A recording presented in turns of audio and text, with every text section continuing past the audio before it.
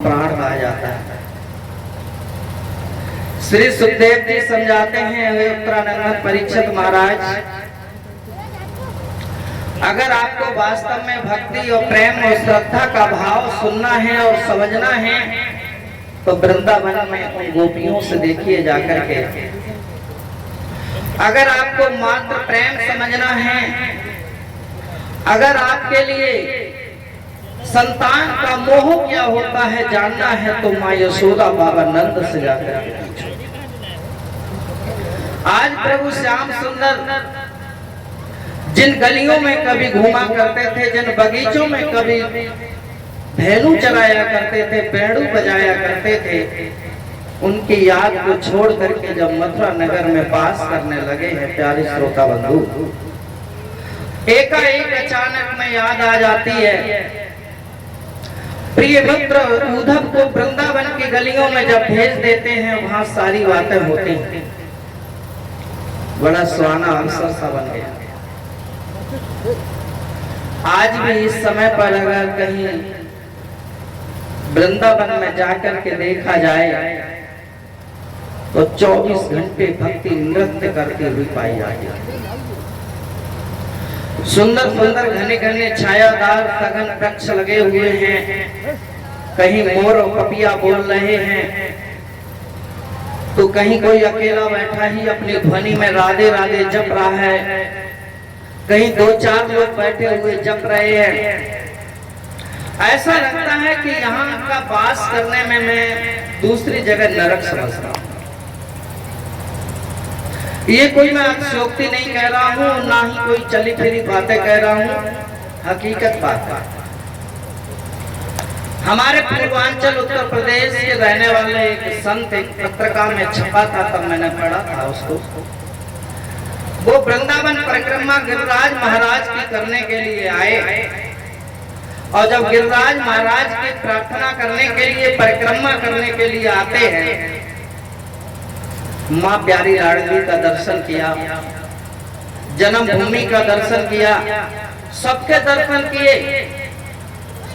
मथुरा भी आए तो खाने वाली चीजों में मथुरा के सबसे प्रसिद्ध पेड़ा। संत महाराज ने हलवाई की दुकान से पेड़ा पैक कराया, लेकर के चले आए और जब लेकर के आए तो बताते हैं कानपुर स्टेशन तक वो आ चुके थे। उन्हें थोड़ी भूख लगी तो उन्होंने कहा कि मैं कुछ लेकर के आया हूँ, लाओ इसी से कुछ प्रसाद ग्रहण करो। खाने लगे, जैसे ही वो अपना पैकेट खोला, अरे राम राम राम, उसमें एक दो चीटा था, चीटा। और चीटा को देख करके महात्मा ने अपने माथे पे हाथ को मारा, कहा प्रभु मैंने बड़ा नरक कर दिया। मैंने पुण्य कमाने के लिए तीर्थ गया था और पुण्य तो नहीं, मैं पाप कमा करके ले आया हूँ अपने साथ में, है ईश्वर मुझे क्षमा करिए। ट्रेन से उतर जाते हैं वो संत महाराज, दूसरी गाड़ी बैठ करके सीधे फिर मथुरा के लिए चले जाते हैं। सोच रहे हैं कि प्रभु कौन पुण्य धर्म किए होंगे, कौन से आपने सत्कर्म किए होंगे जो इन चीटों को वृंदावन की गलियों में आपने जन्म दिया, और मैं एक ऐसा अनाड़ी पापी अत्याचारी निकला जो इनको ले जाकर के उस कूड़ा करकट की जिंदगी में डालूंगा। ये मेरे से संभव नहीं। प्यारे भक्तों, संत दोबारा प्रस्थान करके चले गए, मथुरा में गए, हलवाई की दुकान पर पहुंचे और कहा कि मेरे से बड़ी गलती हो गई, जिसने यहाँ जन्म लिया था इस जीव को लेकर के मैं नरक में ले गया। उन चीटों को वापस करने वहां पहुंचे। हलवाई बड़ा प्रसन्न होता है और गिफ्ट में उन्हें और बहुत सारी मिठाई देता है। कहने का भाव ये है कि जब कभी भी वहां जाते हैं तो उसी के हो जाते हैं। आज भी पता नहीं क्या वहां शक्ति, आदि शक्ति,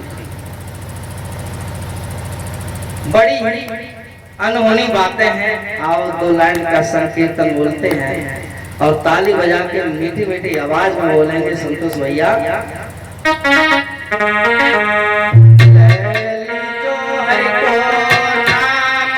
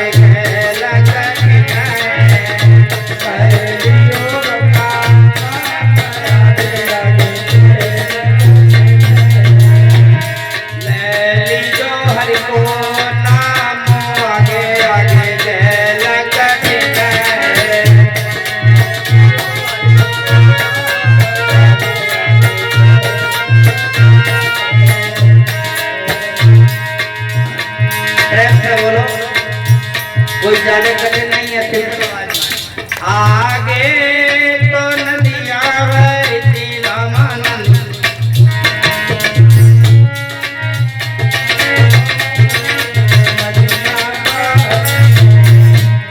आगे तो गंगे बहुत रामा गंगे बहुत है,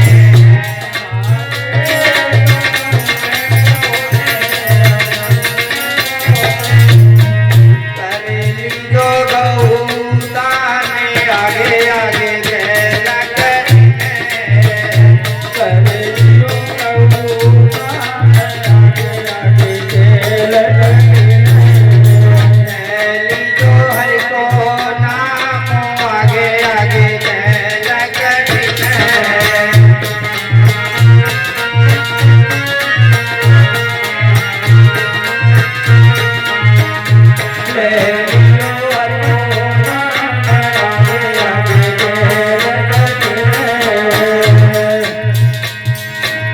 आगे तो कन्या बहुत रामा कन्या बहुत है, आगे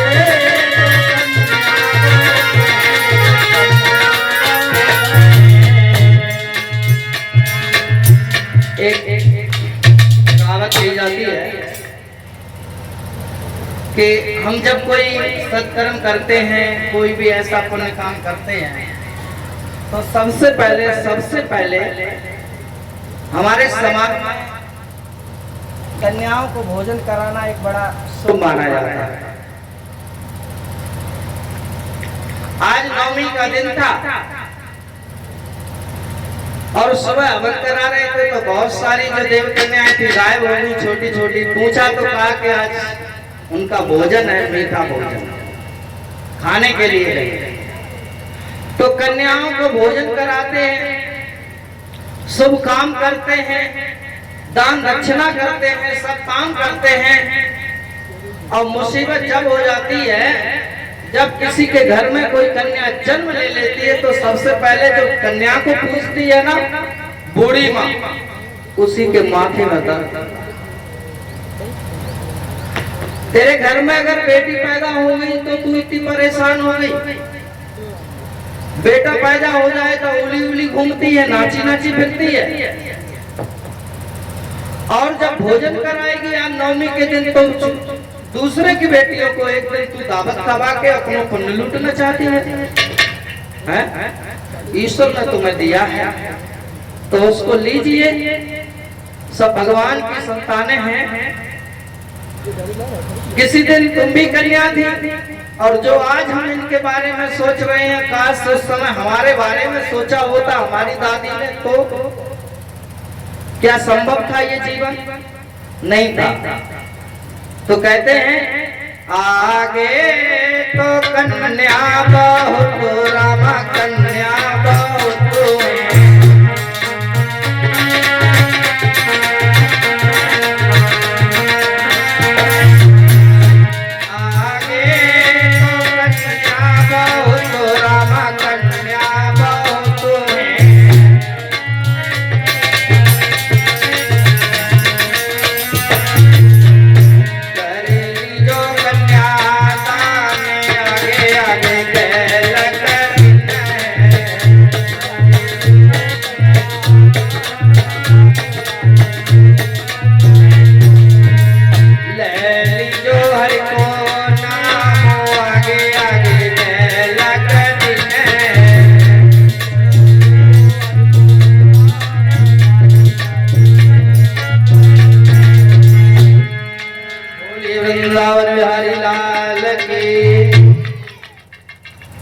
इस तरह से प्रभु की भक्ति में एकदम से लीन होने के लिए उसका नाम होता है सत्संग कीर्तन सभा। कथा का अंतिम दिवस है। सरस्वती वाणी के द्वारा सायंकालीन की बेला में आज आपके लिए सत्संग की महिमा और बरसाई जाएगी। उसके बाद ये जीवन ना तो रुकने वाला है और ना ही भागवत रुकने वाली है। कार्य तो होंगे, हम नहीं तो और सही, आप नहीं तो और सही। इसको तो ऐसा वरदान लगा हुआ ऋषि मुनियों का, ये तो काम चलता ही रहेगा। वेदना कभी विराम होने वाला नहीं है। इसलिए बस जाते वक्त मैं दो बातें और कहूंगा, बस अपनी वाणी को विराम दूंगा। आरती का समय हो रहा है, फिर शाम को आके सुनेंगे। एक बहुत सुंदरता मंत्र आता है कि स्वस्ति पंथा मनुचरे में सूर्या चंद्रमसा विव पुनर्दत्ताग्नता जानता संगमे महि। हे परम पिता परमेश्वर, मैं इस दुनिया में कल्याणकारी मार्ग पे चलूं, स्वस्ति पंथा मनुचरे, मेरा जीवन हो वो कल्याणकारी हो, मैं चलूं तो आदर्श मार्ग पे चलूं, ऐसा भक्त प्रभु से प्रार्थना करता है। हम कल्याणकारी मार्ग पे चलें, पथ हमारा अच्छा होना चाहिए, सुलभ होना चाहिए। सूर्य चंद्रमसा विव, और हम कैसे चले तो कहा कि सूर्य और चंद्रमा की भांति चलो। कभी सूर्य रुकने वाला नहीं है, रुकता है? नहीं रुकता है। ऐसा न कभी छिपता है, वो तो एक भौगोलिक स्थिति है। पृथ्वी अपना भ्रमण करती है, इधर से घूमा उधर पहुंच गया, उधर से घूमा इधर पहुंच गया। एक जगह पर चमकीला तारा है, वो 24 घंटे निरंतर चमकता हुआ दिखाई देता है। छाया पृथ्वी की इधर आ गई तो इधर आ जाएगा, छाया इधर आ गई तो पता चलेगा निकल गया। तो हे प्रभु, हम चंद्रमा और सूर्य की भांति चलते रहे, कभी रुके नहीं, कभी थके नहीं, अपने पथ से कभी भ्रष्ट ना हो। ये हमारी इच्छाएं हैं, ये हमारी तमन्नाएं हैं, हमारी जिज्ञासा, हमारी अभिलाषा है।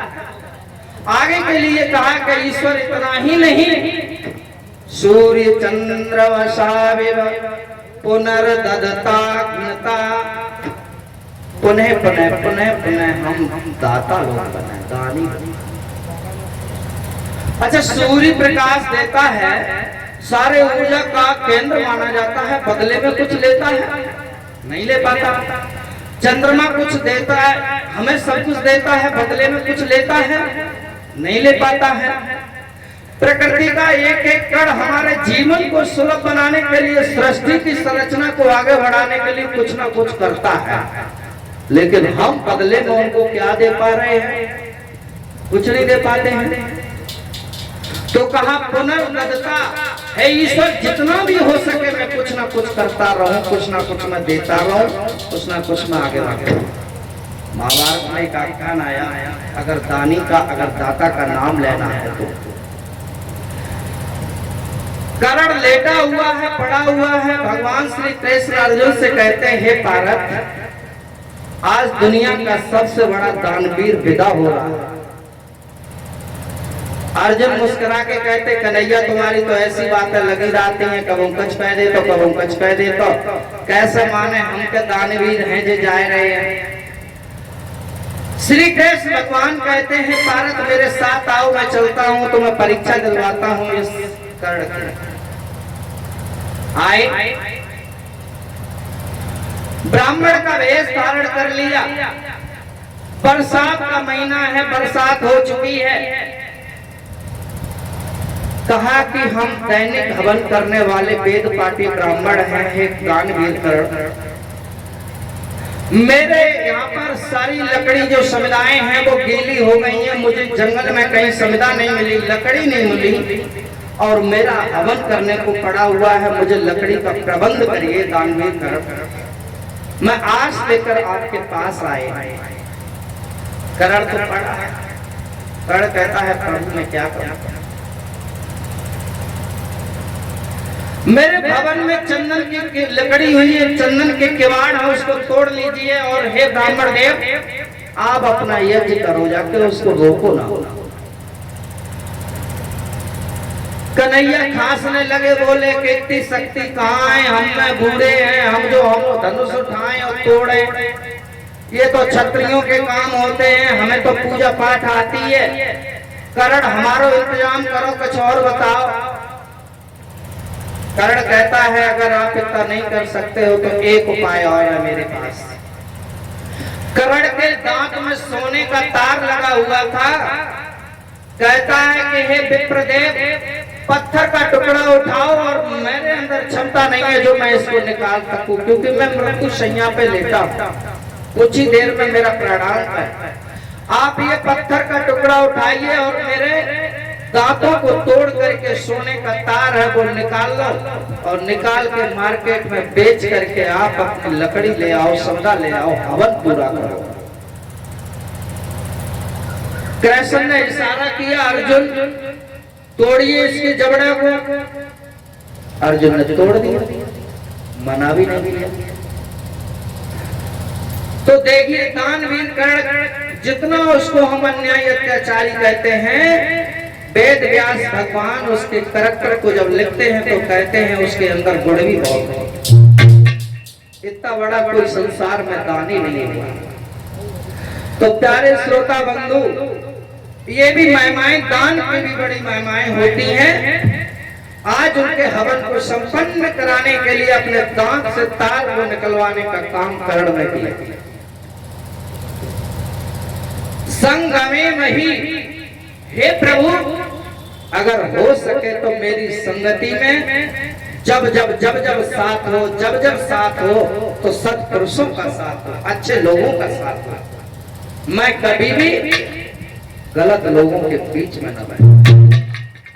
मन में आता होगा सारे लोगों के बातें ये सब सही है, सब जानते हैं, फिर क्या क्या 3-4 बातें बताई इसमें कि हम अच्छे मार्ग पे चले, ऐसा हमारा जीवन बनाओ। हम सूर्य चंद्रमा नक्षत्रों की तरह अपने जीवन की यात्रा को करते रहें, कभी रुके नहीं, कभी रुके नहीं। कर्ण की भांति हम दान करते रहें और आगे के लिए कहा कि हे प्रभु हमारी संगति हमेशा अच्छी हो।